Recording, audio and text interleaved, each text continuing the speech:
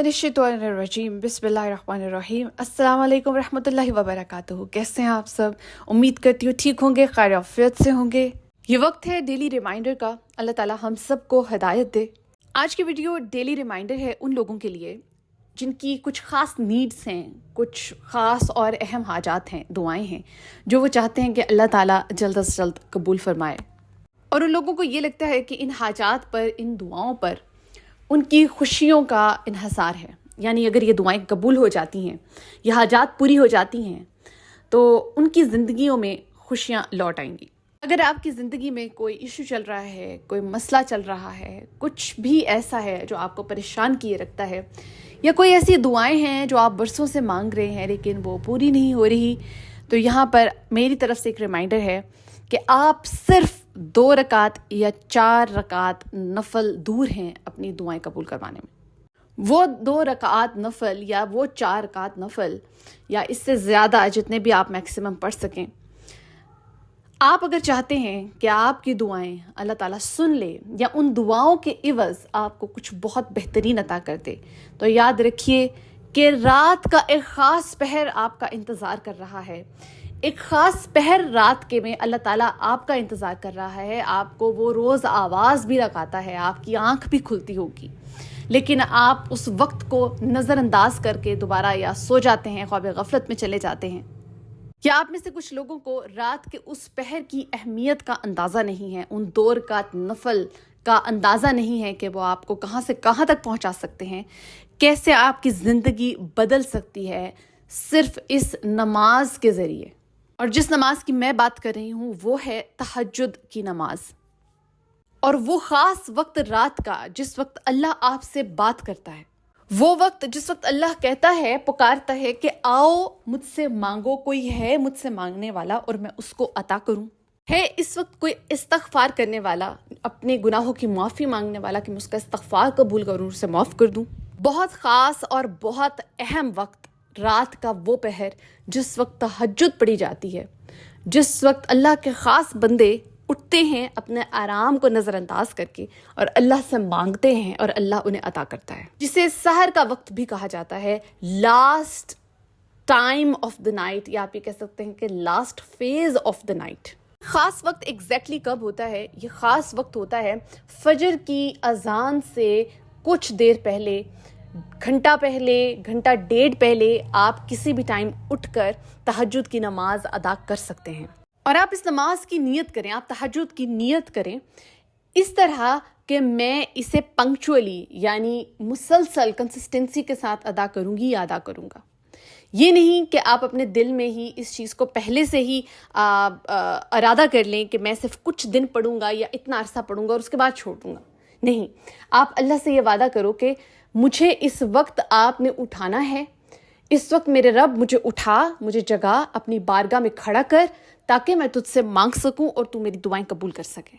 कि यहाँ पर सिर्फ आपकी दुआ कबूल नहीं होगी, आपको ऐसे बेनिफिट्स, ऐसे फ़वाइद अपनी ज़िंदगी में देखने को मिलेंगे जो कि बहुत से लोग मेरे चैनल पर रिपोर्ट करते हैं उन वीडियोस के नीचे जहाँ पे मैंने तहज्जुद की फ़जीलत और उसकी बरक़ात के बारे में बताया है, मिरेकल स्टोरीज़ के बारे में बताया है कि लोगों को किस हद तक तहज्जुद की नमाज से फ़ायदा होता रहा। और अल्लाह खैर अता करता है उन लोगों को जो इस चीज़ की भी दुआ करते हैं कि ऐ अल्लाह हमें इस दुनिया के मामलात में और आखिरवी यानी आखिरत के मामलात में भी खैर अता कर, तो अल्लाह उन्हें वो खैर अता करता है। अल्लाह ताला ने कुरान पाक में ऐसे लोगों के लिए जो तहज्जुद की नमाज अदा करते हैं उनके लिए जो लफ्ज़ फरमाया है वो है मोहसिनीन। मोहसिनीन का मतलब है खैर करने वाला, यानी ये लोग अपने लिए खैर कर रहे हैं इस दुनिया में भी और आखिरत में भी, इस तरह तहज्जुद की नमाज अदा करके। यानी ये इंसान जो है अल्लाह ताला के नज़दीक सबसे पसंदीदा इंसान माना जाता है। जो तहज्जुद की नमाज अदा करता है वो मोहसिनीन की लिस्ट में एंटर होता है। और इन लोगों की सबसे बड़ी खुसूसियत जिसका कुरान में जिक्र किया गया है वो ये है कि ये रात के आखिरी पहर में, ये ख़ास लोग, मोहसिनीन लोग रात के आखिरी पहर में जागते हैं और अल्लाह ताला से दुआ करते हैं, ए अल्लाह हमारे लिए खैर कर इस दुनिया में, आखिरत में। प्लस वो खैर मांग रहे हैं, चाहे उसमें उनकी हाजात ही क्यों ना इन्वॉल्व हों, चाहे उसमें उनकी नीड्स की फुलफिलमेंट ही क्यों ना जो है वो मौजूद हो, चाहे वो दुनिया के लिए मांग रहे हैं, आखिरत में मांग रहे हैं, लेकिन अल्लाह उनको खैर अता कर रहा है और वो किसी کسی بھی صورت میں ہو سکتی ہے. پلس وہ توبہ کر رہے ہیں, استغفار کر رہے ہیں, اپنے گناہوں کی معافی مانگ رہے ہیں, تو ایسا انسان اللہ تعالیٰ کے نزدیک سب سے فیوریٹ, سب سے پسندیدہ ہے. اور یہ سب ہم سے کتنا دور ہے؟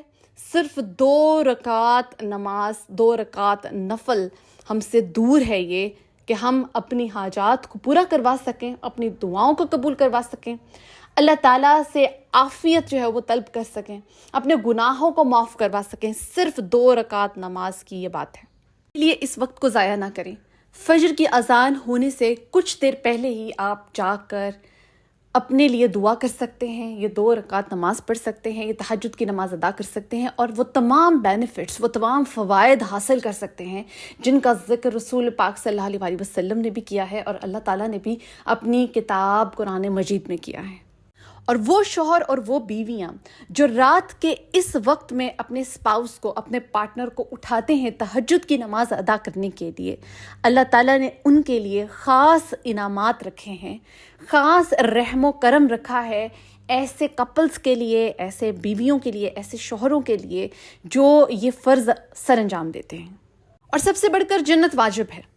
جنت واجب ہے ان لوگوں کے لیے جو تہجد کی نماز ادا کرتے ہیں. یعنی اللہ تعالیٰ نے سمجھ لیں کہ اس دنیا میں ہی ان کو اس تحفے سے نواز دیا ہے کہ اگر تم تہجد کی نماز ادا کر رہے ہو تو تم سب سے پہلے تو میرے فیوریٹ ترین انسان ہو, تم ان لوگوں میں سے ہو, ان میرے بندوں میں سے ہو جنہیں میں سب سے زیادہ پسند کرتا ہوں. پلس میں تمہیں اس چیز کی بشارت دے رہا ہوں, دنیا میں ہی بشارت دے رہا ہوں کہ جنت تم پر واجب ہے, تمہیں جنت میں جانا ہی جانا ہے, اور میں تمہاری دعائیں ضرور قبول کروں گا. یعنی تہجد میں اگر تم مجھ سے کچھ مانگ رہے ہو, کوئی دعا کر رہے ہو, تو میں تمہاری دعا ضرور قبول کروں گا, میں تمہیں اس چیز سے ضرور نوازوں گا, چاہے اس سے بہترین سے نوازوں, لیکن نوازوں گا ضرور, اور وہ چیز تمہارے حق میں خیر ثابت ہوگی, بہترین ثابت ہوگی. یعنی تہجد میں آپ نے کوئی چیز مانگ لی ہے اپنے لیے اور اللہ نے اس کے عوض آپ کو کچھ عطا کر دیا ہے, تو وہ آپ کے لیے بہترین ثابت ہوگی, اس بات کی گارنٹی ہے.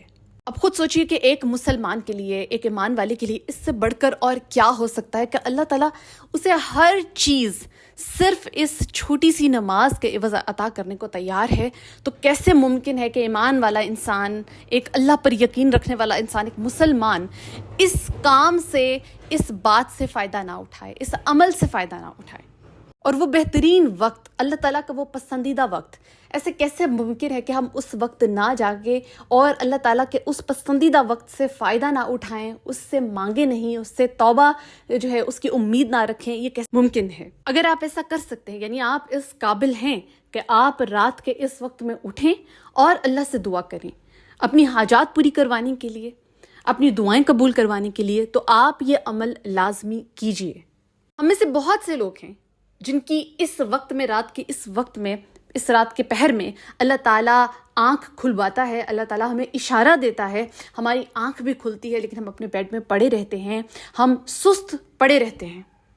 لیکن ہم اللہ کی تمام بلیسنگز سے, تمام اللہ تعالیٰ کی نعمتوں سے فائدہ بھی اٹھانا چاہتے ہیں, لیکن ہم اس وقت پہ اٹھ کے اللہ تعالیٰ سے مانگنا بھی نہیں چاہتے. آنکھ کھلنے کے باوجود, جبکہ وہ اللہ کی طرف سے ایک اشارہ ہوتا ہے. یاد رکھیے کہ اگر اس وقت میں آپ کی آنکھ کھلتی ہے تو اللہ کی طرف سے اشارہ ہے, وہ چاہتا ہے کہ آپ اس کے حضور کھڑے ہوں اور اس سے دعا مانگیں, ان سب دعاؤں کے لیے جو آپ اللہ سے مانگ رہے ہیں, جو آپ چاہتے ہیں کہ پوری ہوں. لیکن پھر بھی آپ اس ٹائم کو نگلیکٹ کر دیتے ہیں, آپ دوبارہ سو جاتے ہیں, آپ نہیں کچھ بھی کرتے یا کوئی اور کام شروع کر دیتے ہیں, تو آپ نے اس وقت کو ضائع کر دیا اور آپ نے خود کے لیے نقصان کیا ہے, خود پر ظلم کیا ہے.